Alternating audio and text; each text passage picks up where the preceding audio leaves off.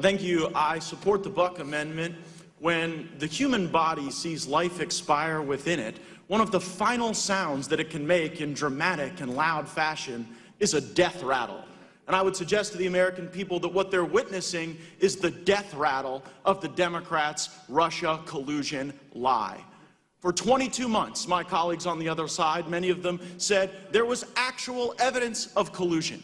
And so now, clearly seeing that that is not true, we observe our colleagues moving through the stages of grief. First, we saw shock and surprise. My colleagues would huddle together after the findings of the Mueller report were released, wondering what to do next, what play to run after losing all credibility with the American people. And after shock, we now are in the stage of denial, where the principal findings of the Mueller report, they just can't be true. They can't be accepted. They must be false. There must be more information we can discover.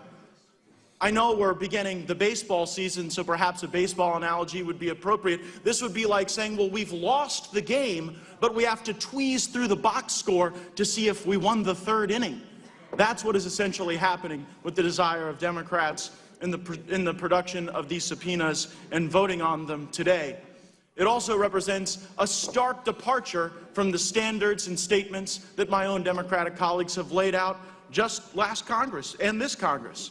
I'm quoting now from the Speaker of the House, Ms. Pelosi, in February of 2018. She said, President Trump has surrendered his constitutional responsibility as Commander-in-Chief by releasing highly classified and distorted intelligence, by not protecting intelligence sources and methods. He just sent his friend Putin a bouquet.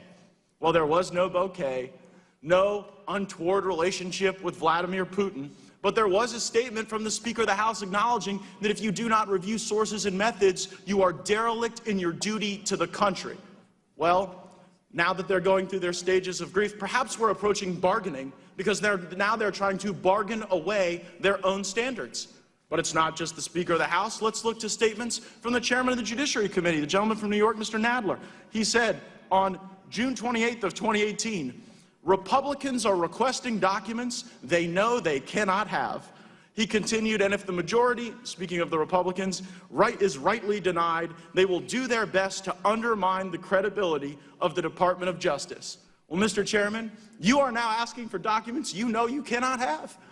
And you're doing so in order to erode confidence in the Attorney General who leads the Department of Justice, because he has concluded that there was not collusion and that your principal Russia narrative was not truthful, was not credible. We were right, you were wrong, and the American people know it.